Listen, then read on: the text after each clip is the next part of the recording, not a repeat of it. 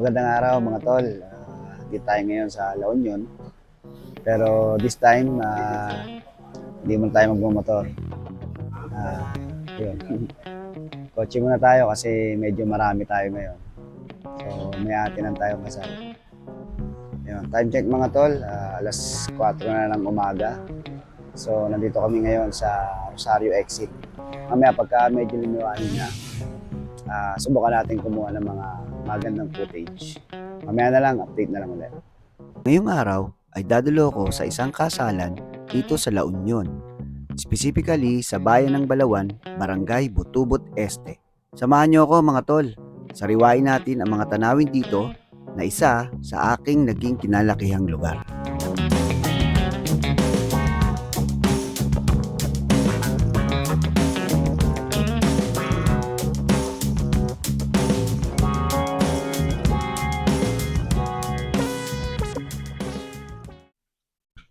From Las Piñas, bumiyahe kami patungong La Union sa bayan ng Balawan.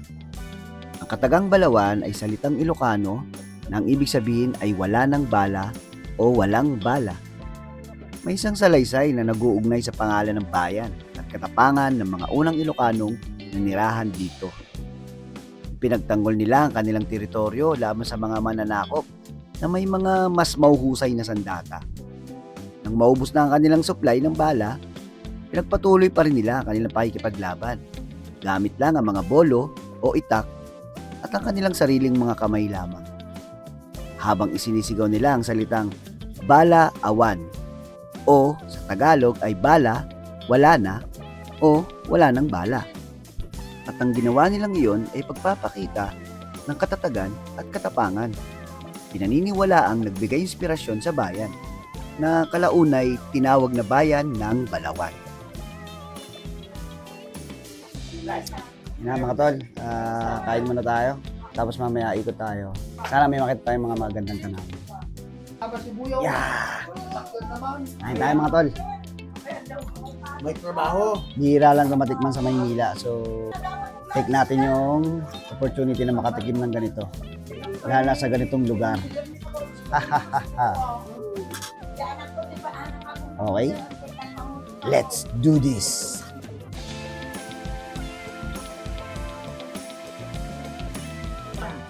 Una natin tikman. Ano nga ba to? Ano to, nte? Goto. Sa Ilocano, goto ang tawag dito. So mga tol, ito tawag nila rito goto sa Ilocano. Kasi sa atin, sa Maynila, ang goto is parang lugaw. May gotong Batangas.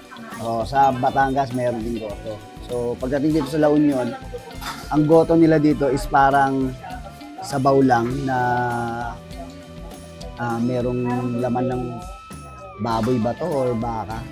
May laman loob. So tikman natin, mukha siyang masarap. Ito muna tikman natin. Patay pa, bang nung nakalak. Sobrang sarap mga tol. Ito mga tol, tawag nila ito ay dinakdakan. Pinakdakan muna. Ano dyan? Dinakdakan.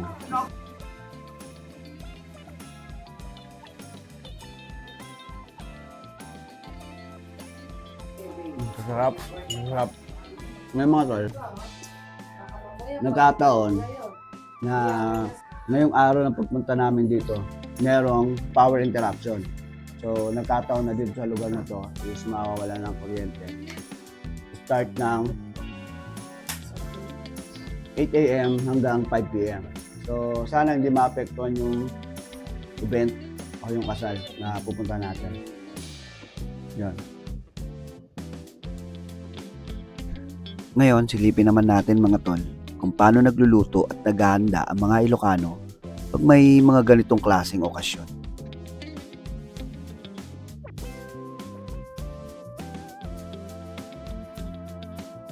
Kagandahan dito mga tol, kapag nagluluto sila, wala silang anumang gamit na gas. So, hindi na sila gagastos sa gas. So, panggatong lang, okay na. Ano? So, kaninang madaling araw, nakapagluto na sila ng mas marami. So ito na lang yung inabutan natin. Ayan mga tol, tingnan nyo mga tol. Napakasarap.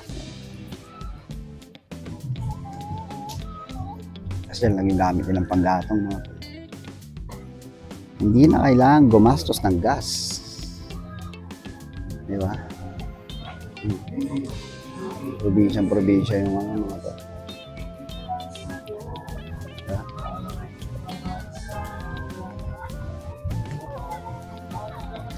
Eh mga tol, yung imbutido nila rito sa La Union, ang laki. So tingnan mo. So ganyan pinaprocess yung imbutido nila dito. So pinapahiran nila ng margarine. Yan, tapos yun. Grabe, ang laki oh. Parang ano na siya eh, parang ham na siya eh. Sobrang laki. Mamaya titikman natin yung mga tol. Ang dami ng mga tol, no? Paldo. Yun, meron pang palamang hotdog.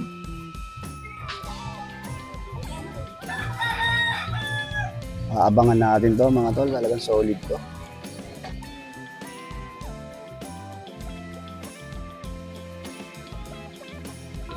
Classic embutido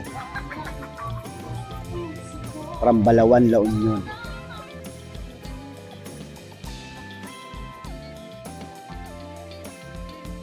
Ngayon mga tol, tignan nyo yung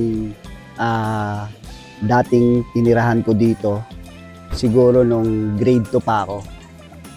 Nakatayo pa rin siya ngayon pero medyo devastated na. Kasi nga, sobrang kalumaan. Ito siya mga tol. Ayan siya mga tol. Kung mapapansin nyo, sementado na yung lower part niya or yung first floor or yung ground floor. Hindi na yan yung dati niyang itsura. So, ginawa na lang bato para masustain yung pagkatayo ng bahay. Pero ito siya mga tol. Tingnan nyo. Ganyan na siya kaluma. Kita nyo? Ganyan na siya kaluma mga tol. Ngayon, kung hindi ako nagkakamali, mas matanda pa to sa edad ng parents ko. So, ibig sabihin, kulang-kulang 100 taon na to mga tol.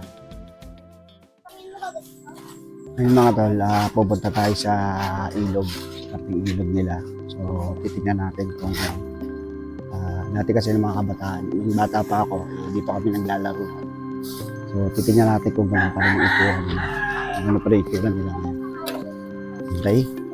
So, check natin mga tol. Ito yung daanan nila papunta. So, ang tawag nila dito mga tol is sa Ilocano is Karayan. Which ibig sabihin is ilog. So, tingnan natin. Ito yung daanan papunta doon mga tol. Isa to sa mga pinaka nagugustuhan ko talaga pag pumupunta ako sa lugar na to. Yung daanan papuntang ilog. Ito mga tol, silipin nyo. Ayan. So, kung makikita nyo mga tol, parang papasok tayo sa isang kuweba o sa isang dimension. Dati mga tol,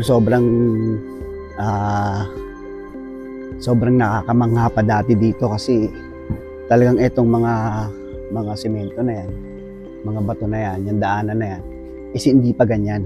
Talagang lupa pa yan, parang ganito. Parang ganyan pa yan dati mga tol. Ang sarap maglakad sa ganito mga tol. Ayun o. Parang sobrang payapang-payapa yung kapaligiran. Nature na nature. So, yung ibang mga residente dito, yung mga lokal dito, is dito na rin sila naglalaba. Nadala nila yung mga labahin nila dito na sila naglalaba. Then, dito rin mga tol nila, dinadala yung kanilang mga alagang hayop. Like yung baka, kalabaw, mga kambing. Minsan dito nila pinapaliguan, pinapainom. At the same time, dito nila pinapastol o yung pagpapakain o pagpapahinga sa mga kanilang mga alaga. So dito nila, ayan, katulad niya mga tol. So dito, yan. So yan, hinahayaan nila yan, nilalagay nila para kumain. Then, pagkatapos niyan, pag kailangan na silang isilong dahil mainit na, or kailangan ng paliguan or painumin, dinadala nila dito sa ilog. Ayan mga tol. Napakaganda ng sikat ng araw mga tol. Napakaganda. Ito siya mga tol. Yan, kung mapapansin nyo, merong mga lupang pinagtataniman. Yan mga tol. Diyan, may mga baka doon. Nagpapastulan nila. Yan. Tapos may ilog. Dati mga tol, yun nga, nung kabataan ko pa, is napakalawak ng ilog na to mga tol. Sobrang lawak. Ay mga tol, oh. Di ba?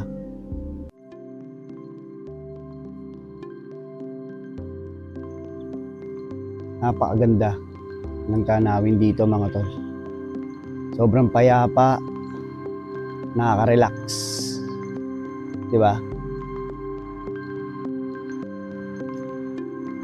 Dito rin kami mga tol nanguhuli dati ng mga, syempre ng mga isda, mga maliliit na isda. Mga talangka, mga ganon. Yun yung mga tol. Ayan o. Yung mga tol. Tingnan nyo kung gaano kalinaw yung tubig niya mga tol. Diba?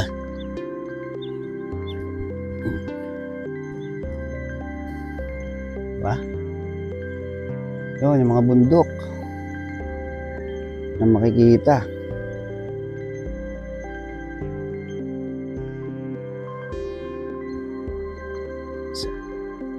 Dito lang to mga tol sa Balawan, La Union, Barangay Butubot Este. Ayan o. Diba? Napaka-solid. Subukan natin lumusong mga tol ha. Subukan natin lumusong.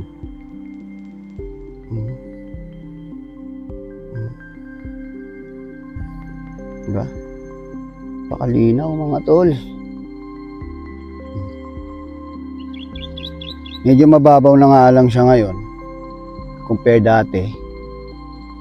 Kasi nga medyo alam niyo naman nagbabago talaga yung nagbabago yung kalikasan. Ayun. So may ganito mga tol oh. So sana maiwasan yung mga ganito para hindi kaagad masira yung kalikasan natin. Yung mga ganitong kalikasan mga tol, napakasarap. Libre lang binigay sa atin ng Diyos. Sana wag natin sirain. Kasi sobrang sarap talaga ng feeling na may mga nakikita tayong mga ganito. Ay mga tol oh, sarap oh. Diba?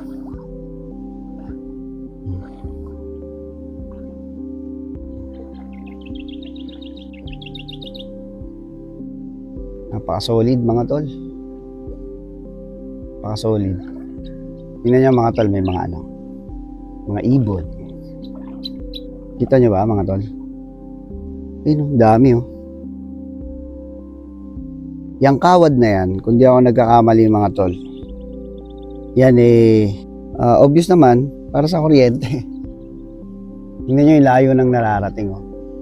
Sana wag dumating yung panahon na maisipang i-develop to. Actually, hindi naman masama ang development. Hindi naman masama ang pag-unlad, ika nga ng kantang kalikasan, di ba? Pero wag naman sanang makasira sa kalikasan natin. Katulad nito, kudos or salute sa gumawa nito na yung kawad ng kuryente is talagang literal na kawad lang yung tumawid at posting kahoy lang. Hindi nila nilagyan ng kung ano mang makakasira dito sa kalikasan na to. So napakasarap pagmasdan. Napakasarap. Sobrang tahimik. Yung mga ibon, maririnig mo. Yung mga manok, tilaukan. Tingnan niyo mga tol yung buhangin dito. Ayan mga tol. Diba? Ilog pa lang to mga tol ha. Hindi pa to dagat.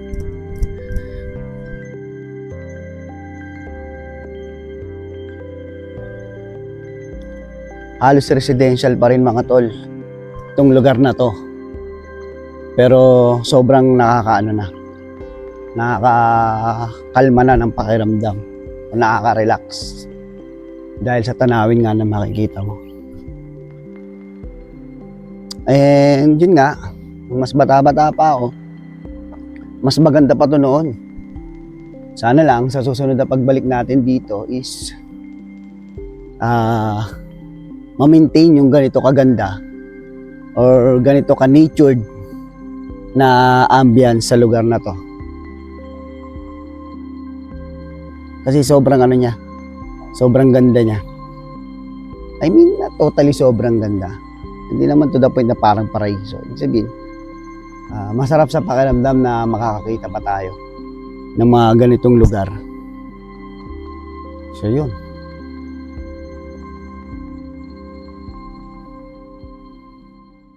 Okay mga tol, start na tayo, punta na tayo dun sa event kasi oras na, so baka hinihintay lang nila tayo kasi tayo ang panauhing pandangal. Sama natin si Congressman mga tol. Hey! Ano sa loob kasi doon sa harapan? Grabe doon. Ngayon mga tol ay patungo tayo sa simbahan kung saan gaganapin ang kasal. Ito ay walang iba kundi ang Our Lady of Namakpakan sa bayan ng Luna dito sa La Union. Ang dambana ng Our Lady of Namakpakan ay isang makasaysayang Roman Catholic na simbahan na matatagpuan sa La Union, bayan ng Luna. Ito ay nakatalaga kay Saint Catherine of Alexandria, ngunit mas kilala dahil sa milagrosong imahe ng Birheng Maria na tinatawag din na Apo Bakit.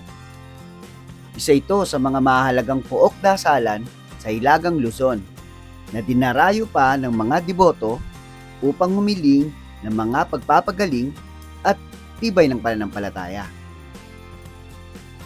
Itinatag ito noong 1690 at patuloy itong dinarayo ng libu-libong deboto o mananampalataya dahil sa kahalagahan ng kasaysayan at mga spiritual blessings, lalo na tuwing kapistahan ng Immaculate Conception.